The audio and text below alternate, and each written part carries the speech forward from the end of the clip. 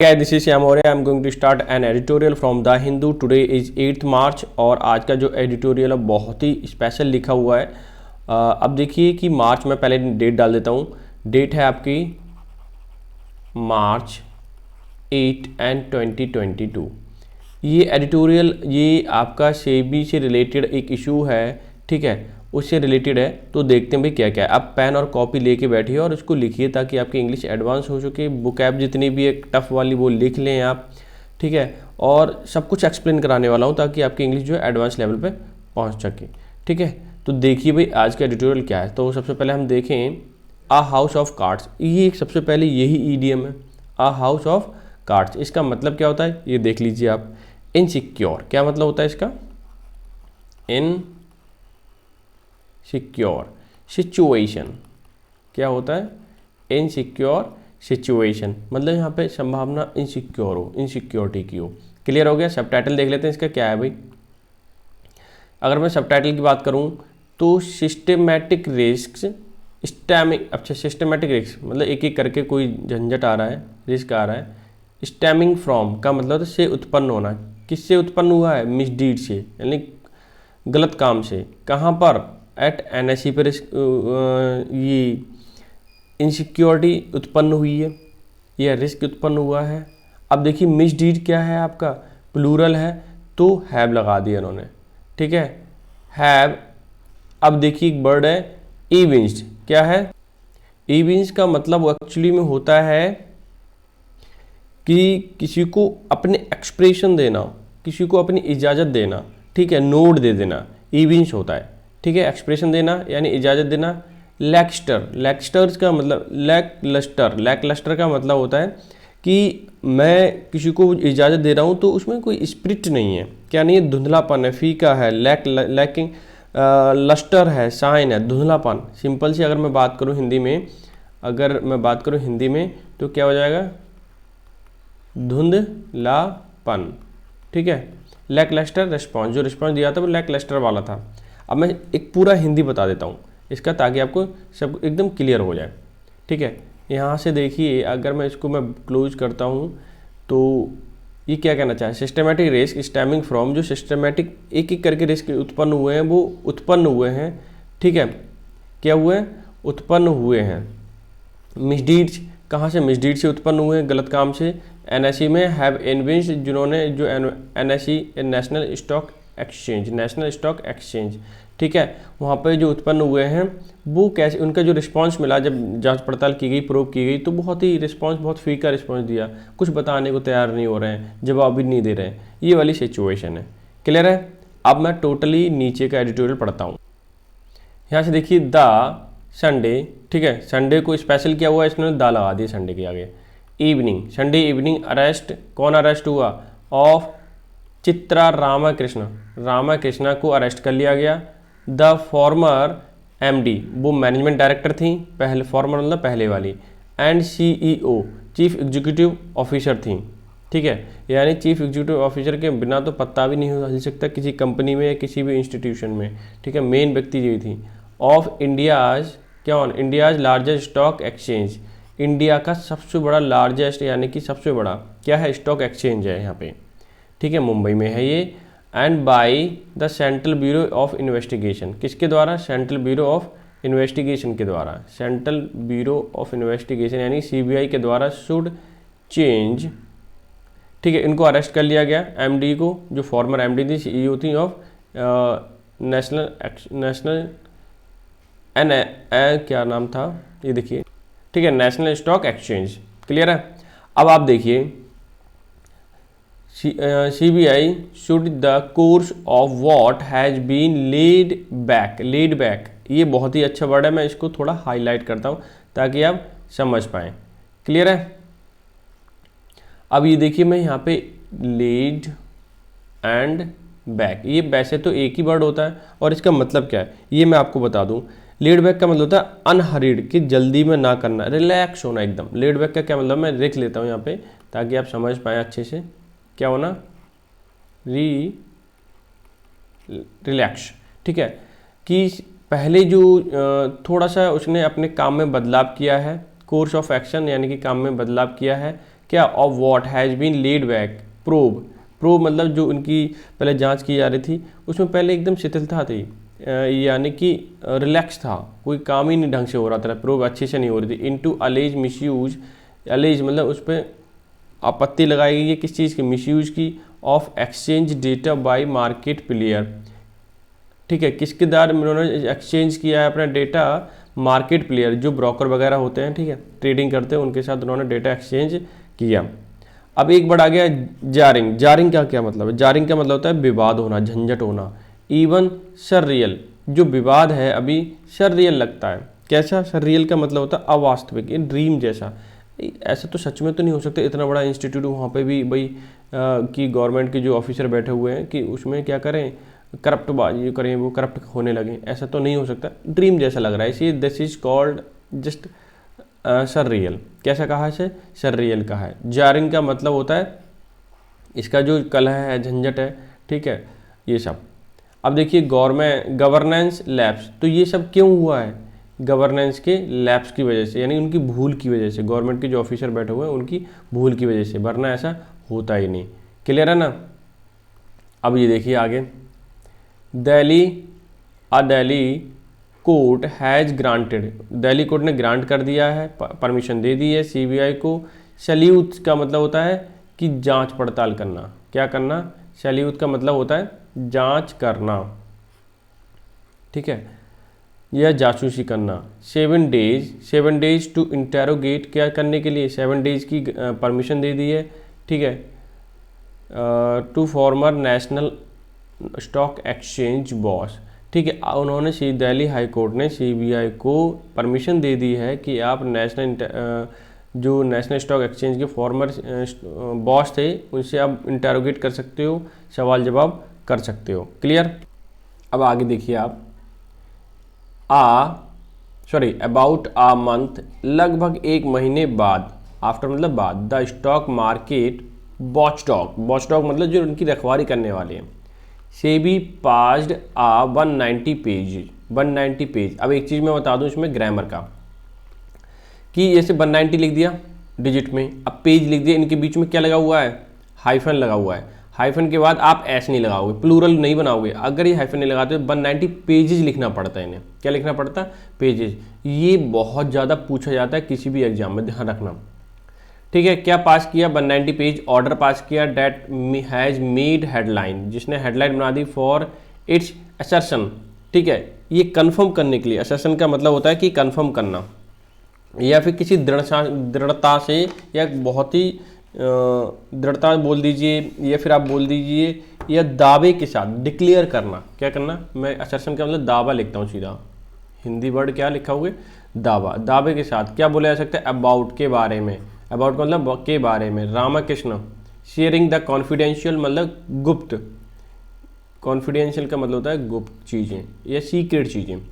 Internal information with an unknown person, कि रामाकृष्णन ने क्या किया कि अननोन पर्सन के साथ कॉन्फिडेंशियल या सीक्रेट वाली चीज़ें थी वो शेयर की। क्लियर हो गया? अब आप देखिए आगे, सेपरेटली मतलब अलग से, बिल्कुल अलग करते हुए, क्या CBI has got extended custody, कि जो सीबीआई ने प्राप्त कर ली है, क्या कर ली है? प्राप्त कर ली है कस्टडी, किसकी? ऑफ आनंद सुब्रमण्यम, कि उन्होंने जो कस्टडी पहले से थी, ठीक है, कस्टडी पहले से थी, उन्होंने पहले से क्या कर रखी है? वो एक्सटेंड करवा ली। इसका मतलब हुआ आनंद सुब्रमण्यम को और भी ज़्यादा दिनों तक कस्टडी में रखा जा सकता है।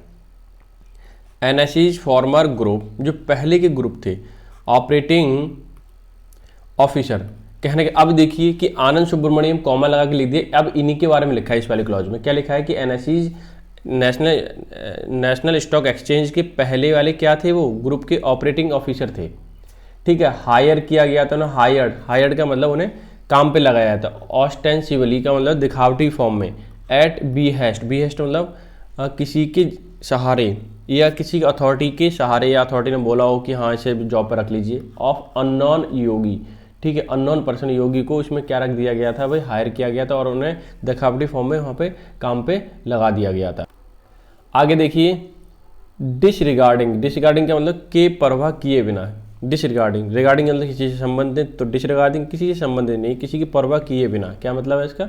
किसी की परवाह किए बिना। The kind of internal control, कि किसी की परवाह किए बिना अंदर का जो कंट्रोल है, ठीक है। एंड गवर्नेंस नॉर्म्स, नॉर्म्स का मतलब होता है रूल्स, ठीक है। गवर्नेंस के जो शासन करने के रूल हैं, काम करने के जो रूल हैं, ठीक है।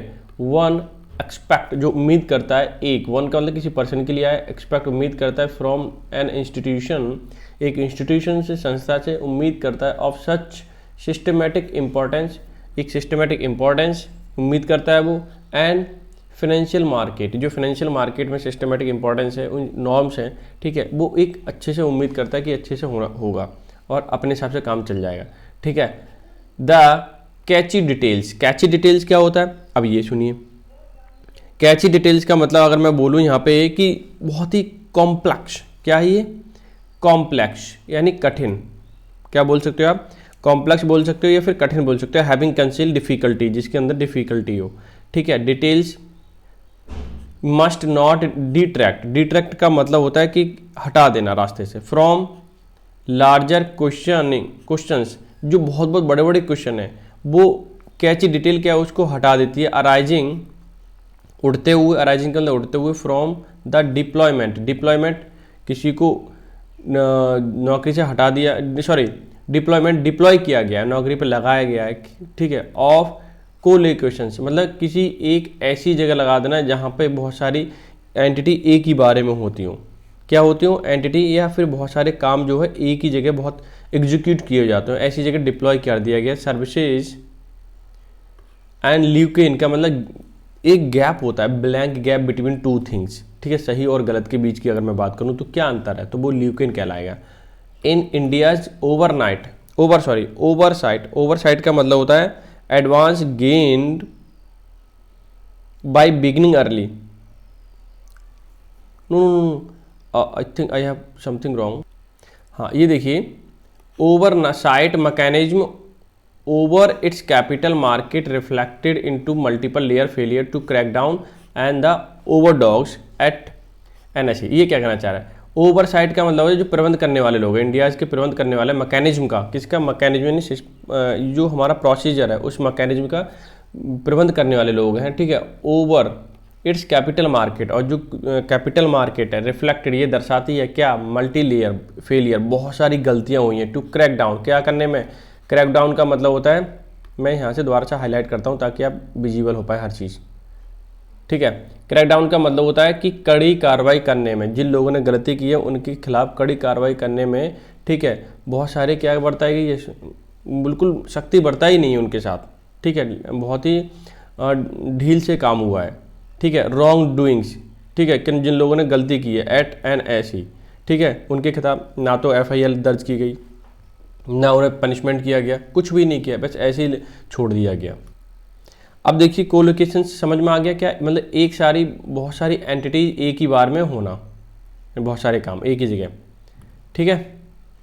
अब देखिए सर्विसेज ऑफर्ड, बहुत सारी चीज़ें ऑफर की गई एक ही जगह बाय NSE के द्वारा, विच गिव मार्केट ऑपरेटर, जो NSE जो है गिव मतलब देता है मार्केट ऑपरेटर को चलाने के लिए, मतलब बिलिंग टू पे अ प्रीमियम, प्रीमियम मतलब एक राशि देता है, ठीक है। हेड स्टार्ट जो पहले से क्या किया जा सके, शुरू किया जा सके। अगर मान लीजिए कोई पैसे दे रहा है तो उसके अनुसार क्या होगा, वो ट्रेडिंग चलेगी, फिर उसको क्या होगा, एक्सचेंज करने में, ट्रेडिंग में डेटा और रिफाइन का मतलब फिर से सेट करना अपने हिसाब से। Their own algorithm for high frequency trade, मतलब बड़े पैमाने पर हमें क्या करना है, बिजनेस करना है हाई फ्रिक्वेंसी लेवल का ट्रेड का, तो हमारा एल्गोरिदम मतलब हमारे रूल्स चलेंगे उसमें। कब? जब आप प्रीमियम पे करोगे, तो जाहिर सी बात है उसमें थोड़ा सा गलती तो हो नहीं है। अगर ऐसा करेंगे कोई अपना फ़ायदा उठाएगा जो पहले से पैसे दे देगा, ठीक है। आर परमिटेड बाई सेबी, जो सेबी के द्वारा क्या किया गया था, परमिट किया गया था प्रीमियम का, बट ऑस्टेंसिबली मतलब दिखावटी फॉर्म में, miss use by the certain players. लेकिन क्या हुआ कि कुछ लोग थे, उन्होंने क्या किया, प्लेयर ने, यानी कि बहुत सारे लोग जो स्टॉक एक्सचेंज में काम करते हैं या फिर पैसा लगाते हैं, उन्होंने क्या किया, मिसयूज किया गया, इस रूल का क्या कर दिया उन्होंने, मिसयूज किया। द NSE's केस एंटेल्स का मतलब होता है, एंटेल्स के केस के बारे में, एंटिल्स का मतलब होता है के बारे में, क्या होता है, के बारे में, ठीक है। तो मैं इसको एक बार फिर से हाईलाइट कर देता हूँ ताकि you can easily understand. Antilles का मतलब के बारे में, क्या होता है, के बारे में। अब देखिए आप, अनफेयर एडवांटेज प्रोवाइडेड, उनको मतलब अनफेयर, एक अनफेयर का मतलब किसी को ज़्यादा एडवांटेज दे देना, ठीक है, ताकि और को शायद नाइंसाफ़ी हो। प्रोवाइड किया गया टू सम ब्रोकर को ज़्यादा ही मतलब क्या कर दिया गया, एडवांटेज दिया गया with its collocations user community, जो कोलोकेशंस यूजर कम्युनिटी जो पहले से ही काम कर रहे हैं, बहुत पैसा दे चुके हैं, ठीक है, उनको क्या किया गया, उनको अनफेयर तरीके से चीज़ें प्रोवाइड कराई गई और बेनिफिट प्रोवाइड कराया गया। अब आगे देखिए, वॉट एवर मतलब जो कुछ, द डिफेंडर का मतलब बचाव दल के बारे में, अपने बचाव के बारे में, ऑफ सच सर्विसेज में से, जो कुछ ये सर्विस कहती है, डिफेंडर कह रहे हैं जो ये चीज़ें जो हैं पहले सर्विस प्रोवाइड कराई गई थी। द प्रीमिसेस का मतलब है कि प्रीएम्बल में या फिर इनके रूल में ऐसे लिखा हुआ है, of giving players the deeper pocket quicker and more information than the average retail investor does not get होना चाहिए, ये गलत लिख गया है, ठीक है, न्यूज़पेपर में क्या होना चाहिए, ये गेट होना चाहिए। तो मैं इसको बॉक्स में बंद कर देता हूँ ताकि आप, वो भी ब्लू बॉक्स है, ठीक है, ताकि आप समझ पाओ। ये क्या लिखा है, गेट लिखा हुआ है, ठीक है, get with an open market philosophy. अगर ये कहना चाह रहा है कि ये पहले से ही रूल में है कि अगर कोई ज़्यादा पैसा लगा रहा है, बड़ा पैसा इन्वेस्टमेंट किया गया, तो उसको पहले से थोड़ा सा इन्फॉर्मेशन ज़्यादा दी जाती है, ठीक है। देन एवरेज रिटेल, जो थोड़ा पैसा लगाया है उससे तो ज़्यादा इन्फॉर्मेशन उसको मिलने वाली है, ये ओपन, ठीक है, पहले से दिया जाता है। लेकिन ये क्या कह रहा है, does not investor get with a open market philosophy, ये ओपन फिलॉसफी के अनुसार नहीं है, ये रूल उन्होंने ऐसा बना दिया अपनी तरफ से। दैट इंस्टीट्यूशनल मतलब मैकेनिज्म, जो रूल हैं इंस्टीट्यूशन के, संस्था के, from the NSE board and authority auditor to SEBI, ठीक है, एंड इंडिपेंडेंट रेगुलेटरी, ठीक है, अकाउंटेबल टू द पार्लियामेंट, की सेबी है, इंडिपेंडेंट रेगुलेटर है, संचालक है, चलाने वाला, अकाउंटेबल का मतलब जिम्मेदार है, ठीक है, पार्लियामेंट के लिए, यानी पार्लियामेंट की जवाबदेही यही देगा। SEBI have not delivered a large worry, ठीक है, इसने कुछ डिलीवर सही से नहीं किया और ये हमारे बहुत बड़ी चिंता का विषय है। नियरली 3 ईयर हैव पास्ट, 3 साल लगभग बीत चुके हैं, between SEBI 624 crore fine on the NSE for misuse of its collocations, ठीक है, कोलोकेशंस सर्विसेज की, जो कोलोकेशन सर्विस प्रोवाइड कराई गई थी। कोलोकेशंस मैंने फिर से बता रहा हूँ कि बहुत ही अच्छा वर्ड है, बिजनेस में यूज होता है। Collocations is a act of placing multiple entities with a single location, मतलब एक ही जगह सारी की सारी चीज़ें वहाँ पर प्रोवाइड करा देना, ठीक है, वो चीज़। अब ये गलत तरीके से किया गया, इसलिए क्या हुआ, ठीक है, इसलिए क्या हुआ कि उस पर कितने का एनएसई पे कितने का 624 करोड़ का फाइन लगाया गया था, ठीक है, मिस यूज के लिए। क्लियर, आगे देखते हैं। अगर मैं बात करूं द लेटेस्ट ऑर्डर, जो फिलहाल का ऑर्डर है, ठीक है, ऑर्डर अगेंस्ट किसके खिलाफ, it's former top brass. Top brass का मतलब होता है, ब्रास का मतलब होता है who make up a body for purpose of administrating something. एक बॉडी बनाई गई होती है जिसकी क्या कहते हैं, जो एडमिनिस्ट्रेशन कर रही हो, ठीक है, प्रोवाइड चीज़ें करा रही हो। एडमिनिस्ट्रेटिंग का मतलब होता है प्रोवाइड कराना या फिर शासन करना, चीज़ें किसी को सुविधाएं देना, ठीक है, जिसके हाथ में होता है उसके खिलाफ क्या एफआईआर की गई थी या उसके साथ क्या किया, फाइन डाला गया था उसके खिलाफ। आ मैटर वियर द सैंक्टिटी मतलब पवित्रता, सैंक्टिटी बहुत ही अच्छा वर्ड, बहुत बार पूछा गया, पवित्रता, ठीक है, या शुद्ध या प्योरनेस होना, ठीक है। The sanctity of the entire market की, एंटायर पूरे मार्केट की, ठीक है, पवित्रता कम्स अंडर आ क्लाउड, शंका में आ गई। क्लाउड का मतलब शक के दायरे में आ गई कि ये काम सही से करता भी है या नहीं। शुड हैव बीन ट्रीटेड, इसको ट्रीट किया जाना चाहिए था विद आ टैड मोर अर्जेंसी, ठीक है, कि इसको कैसे ट्रीट किया जाना चाहिए, टैड का मतलब होता है थोड़ा और, ठीक है, मोर अर्जेंसी मतलब थोड़ा और ध्यान से, ठीक है, बहुत ही ध्यान से तो इसे यूज करना था या ट्रीट करना था, ताकि ये शुद्धता जो है, प्योरनेस और सेबी की बनी रहे और एनएसई की बनी रहे, ताकि मार्केट में कोई ऐसा नहीं है कि मान लो जो पैसा ही नहीं लगाएगा फिर क्या होगा, इन्वेस्टमेंट नहीं होगा तो फिर क्या होने वाला है, हमारा देश घाटे में नहीं चला जाएगा। सिंपल सी बात है, ठीक है। सीबीआई स्पेशल कोर्ट यहाँ देखिए, अगर मैं आगे बात करूँ, मैं थोड़ा सा पेन चेंज करता हूँ, ठीक है। ये देखिए, CBI special court has observed, CBI के जो स्पेशल कोर्ट है उसने ध्यान दिया है, ऑब्जर्व किया है, दैट सेबी विच बिगन, जो शुरू की थी क्या, दिस प्रोब इन 2016 में ये प्रोब शुरू करी थी, has been too kind and gentle. ये प्रोब कैसी है, बहुत ही क्या दयालुता दिखा रही है, जेंटलनेस दिखा रही है, सज्जनता दिखा रही है। जबकि जब प्रोब हो रही है, यानी कि जांच पड़ताल हो रही, तो अच्छे से होना चाहिए। While the CBI after filing an FIR in 2018, जबकि इसने क्या कर दिया था, 2018 में सीबीआई ने फाइल दर्ज कर दी थी एफआईआर वाली, ठीक है। हैज़ बीन मोस्ट लैकेडिसिकल, बहुत ही अच्छा वर्ड है, मैं इसको इरेज करके दोबारा से लिखता हूँ ताकि आप अच्छे से समझ जाएं। लैकेडिसिकल का मतलब होता है कि वहाँ पे लैकिंग स्पिरिट होना, उदास होना, लाइवलीनेस नहीं होना, ठीक है। ये बहुत सुस्त दिखाई देना, सीधी सिंपल सी बात है। सुस्त का मतलब होता है लैकेडेसिकल। मैं लेजीनेस इसको सिनोनिम बता देता हूँ, ठीक है। क्या हो इसका सिनोनिम, लेजी, ठीक है।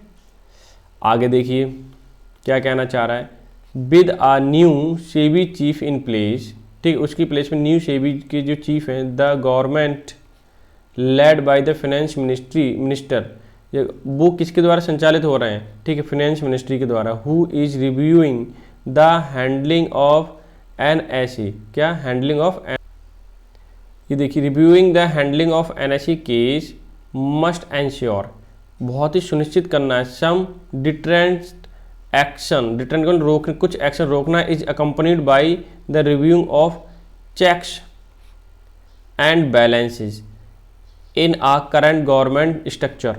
चेक्स एंड बैलेंसेस का मतलब होता है कि एक रूल बना दिया गया है जिसके अंदर किसी भी चीज़ को सेपरेट करके रोका जा सके अगर वहाँ जरूरत पड़े तो, ठीक है। तो बहुत सारे काम रोके जा सकते हैं इस रूल के अकॉर्डिंग। ये किसी ने बोला है, फाइनेंस मिनिस्ट्री ने बोला है, और फाइनेंस मिनिस्ट्री डायरेक्टली इसमें इन्वॉल्व हो चुकी है और उसको क्या कर रही है, अकम्पनीड बाई का मतलब होता है इसको फॉलो करना, ठीक है। Review of checks and balances in current governance structure में जो भी है वो सारी की सारी देख रही है, ठीक है। रोका भी जा सकता है, ठीक है, प्रिवेंट किया जा सकता है, और बहुत ही अच्छे तरीके से अब इसको हैंडल किया जाएगा, केस को सॉल्व किया जाएगा, ठीक है। और मेरा मानना है यहाँ पे बहुत सारी बुकैब आपको मिली होगी इस पूरे के पूरे एडिटोरियल में, ठीक है, इसे लिख लिया होगा। अब मैं दूसरा जब भी मैं एडिटोरियल बनाऊँगा तो उसमें क्या है, आपको बुकैब दिया करूँगा साइड से, ताकि आप ना उसे अच्छे से पढ़ पाएँ, समझ पाएँ, ठीक है, लिख पाएँ और याद कर पाएँ। ये जितने भी एडिटोरियल हैं, जो भी एडिटोरियल संबंधित हैं फिनेंस से, या फिर मैं बात करूँ फाइनेंशियल सिस्टम से, वो थोड़ा कॉम्प्लेक्स होते हैं। जैसे बैंक वाले जितने भी पेपर होते हैं बैंक में, ऐसे ही स्ट्रक्चर, ऐसे ही आपके क्या एडिटोरियल है या फिर कोई पैरा आ जाता है तो उसमें सॉल्व करना होता है, ठीक है। वो थोड़ा कॉम्प्लेक्स होते हैं, तो उसको समझने के लिए आपको इस तरह के एडिटोरियल पढ़ने पड़ेंगे। इसकी लैंग्वेज थोड़ी डिफरेंट होती है, तो ये पढ़ते रहें और लिखते रहें, नोट करते रहें, याद करते हैं बुकैब, तो डेफिनेटली आप समझ पाओगे, ठीक है। तो लास्ट वर्ड एक चीज़ और है, इसे शेयर करना ना भूलें, लाइक करना ना भूलें, ठीक है। तो मिलते हैं नेक्स्ट सेशन में, तब तक के लिए बाय बाय, टेक केयर।